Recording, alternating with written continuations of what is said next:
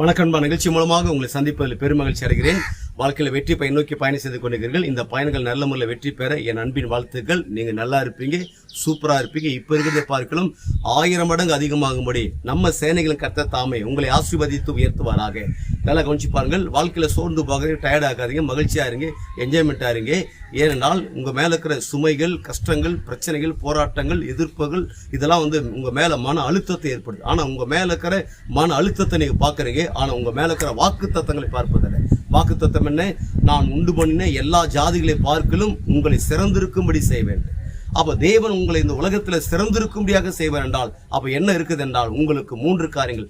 ஒன்று, உங்களுடைய ஆயுசு நாட்கள், தீர்க்க ஆயுசு நாட்கள், நோயில்லாத வாழ்வு. நோயோடு சுகத்தோடு பலவீனத்தோடு இருக்கலாம் இன்னைக்கு, ஆனா நீங்க நோய் இல்லாம வாழ போறீங்க. சுகத்தோடு தேவன் வாழ வைக்க போறார். 2வது, இந்த உலகத்துல நீங்க தான் மிகப்பெரிய கோடீஸ்வரர்கள், மிகப்பெரிய கோடீஸ்வரர். இன்னைக்கு ஒண்ணு இல்லாம இருக்கலாம், இன்னைக்கு இருக்குது நினைச்சு தோண்டு போகாதீங்க. கோடிகளுக்கு நீங்க தான் அதிபதி ஆக போறீங்க. 3வது, நீங்க உங்களை குறித்து இந்த உலகம் கேவலப்படுத்தி, அசிங்கப்படுத்தி, சீப்பாக மதிப்பிட்டு பேசலாம். ஆனா உங்களை எல்லா இடத்திலையும் கடவுள் கனமுடையவர்களாக, மதிப்புடையவராக, பேரும் புகழ்ச்சியோடு கூட இந்த உலகத்துல கர்த்தர் உங்களை வைக்க போகிறார். அப்படி வைக்கும்போது என்ன நடக்கும் தெரியுமா? சொல்லட்டுங்களா? சொல்லிடுறேன். ஒட்டுமொத்த உலக நாடுகளுக்கு நம் ஆண்டவர் இயேசு கிறிஸ்து உங்களை கடன் கொடுக்கும்படியாக வைக்கிறார். நீங்கள் வற்றாத நீரூற்றை போல் இருப்பாய் என்று சொல்லி உங்களிருந்து விடைபெறுகிறேன்.